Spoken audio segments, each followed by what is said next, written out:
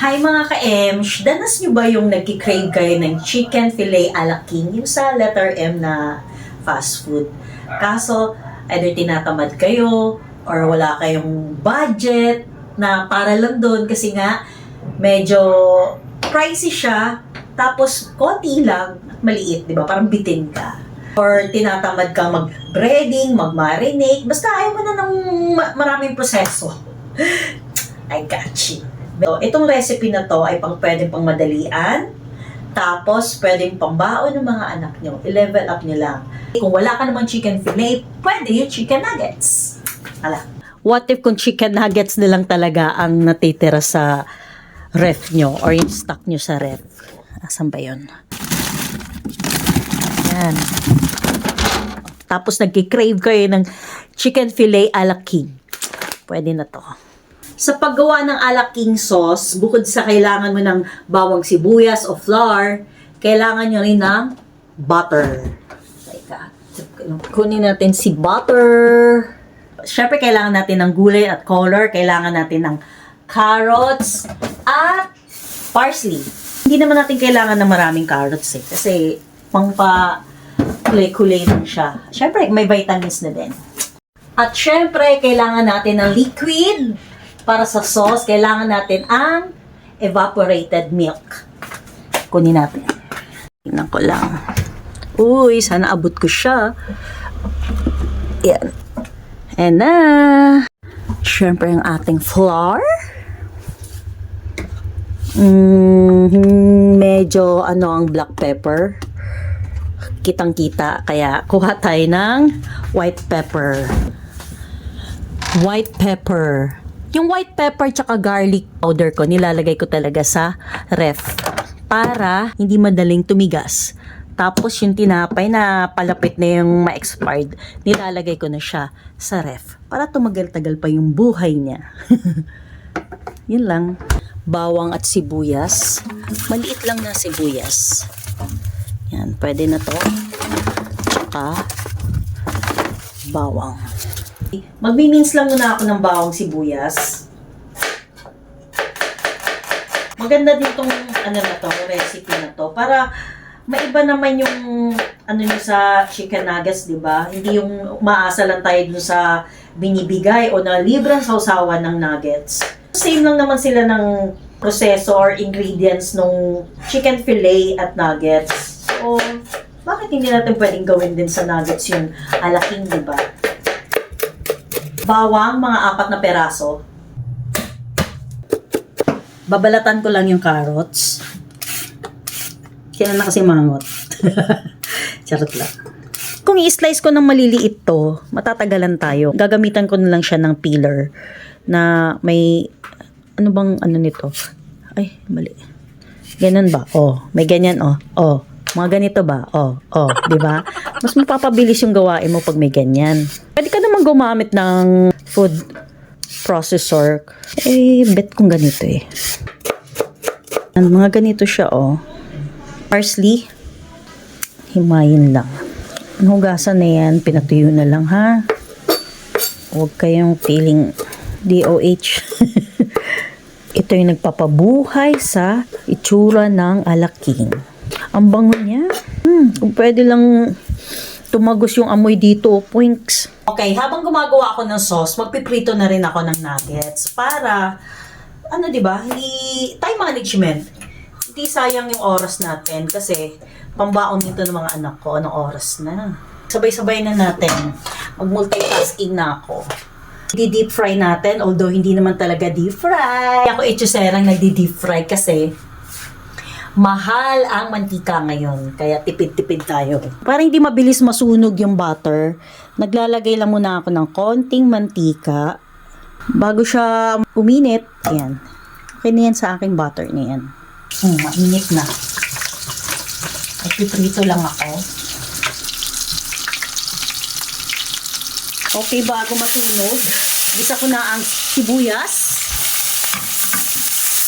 bawang.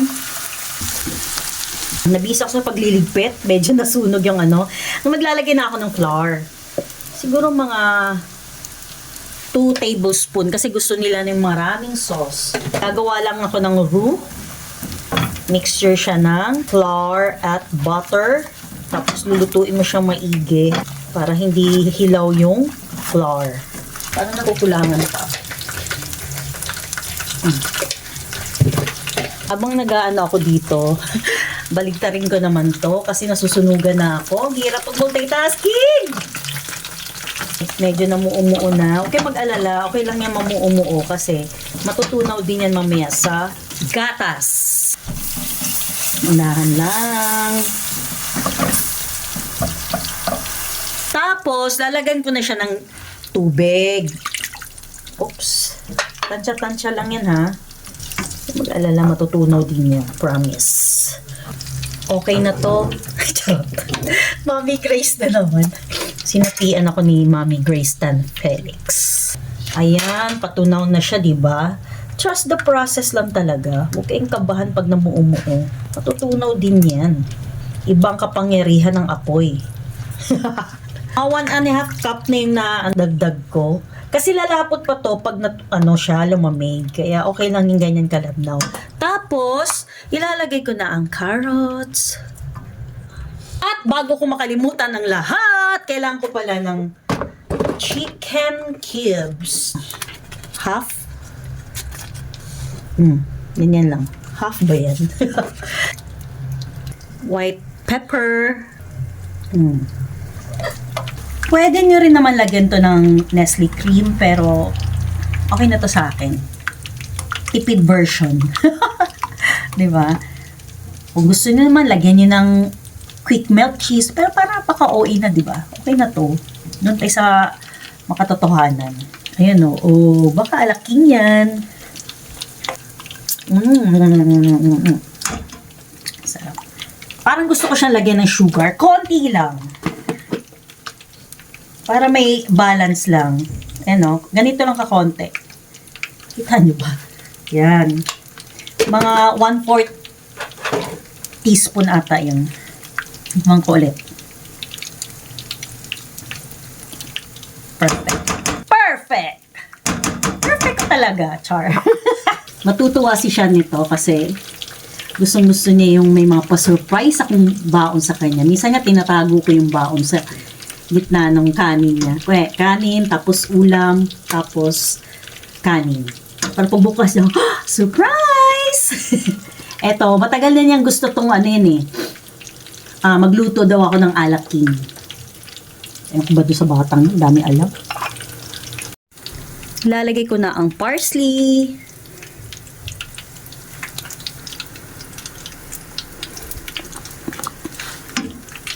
Yan! Ito na!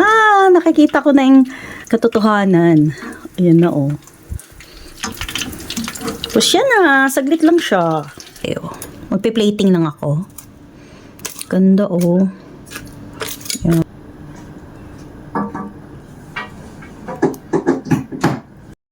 Ganyan para ibig sabihin nuggets siya. Dahil baon to ng anak ko, ka-Erson tsaka kay Sean, taga-anim sila. Lagyan ko na ng sauce. Yan. Ito na yan. Kasi ginagawa ko, para may pa-surprise na binabawasan ko to. Wait lang. Lalagay ko sa gitna. Yan. Tapos yan. Dagdag mo pa tong kanina. Ang kulang naman kay Sean. Tapos kay kuya din ganun. Sa ilalim. Yan. Dirty na tuloy. Yan, para hindi messy pagbukas nila, lagyan ko yan ng plastic wrap or cling wrap o saran wrap. Yan.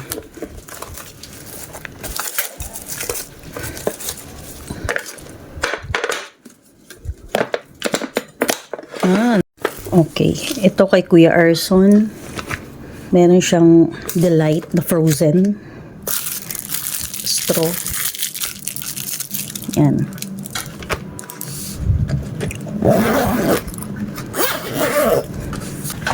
Ito naman kay Sean. Yan. Straw. Nawawala na naman yung ano niya, lagayan ng kutsara tinidor. May ganyan ba kayong anak? Laging nawawala ng gamit, burara. Ay, nako. Shanot.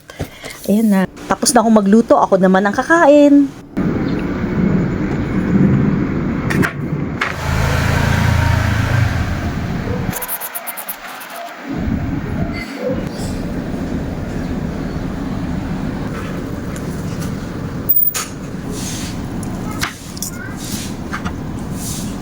Kainan na.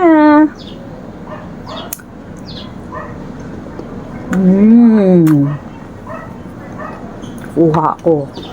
Ang creamy. M-Chef. Mukhang mapapasakay ako ng aeroplano nito. Tsaka. Pwede kayo maglagay ng buttered corn, pang side dish nyo. Pero okay na to sa akin. Matutuwa yun si Shan sa baon niya. Baka pa. Sarap talaga. Hindi mo na kailangan ng mag-chicken fillet. Kung pwede ka naman mag-nuggets. Pwede nyo rin ito ilagay sa pork chop, yung sauce nito. Pork chop, fried chicken, fish, kung gusto nyo. Or kung beef. Sarap. Nakapambata talaga siya. Sarap. Ano, may airplane na naman ako nakikita. Wait lang ah. Siya, paalis siya. Hindi siya pauwi pa. Oh. Ate, sama niyo ako sa Cebu. Char. Yun lang. Thank you.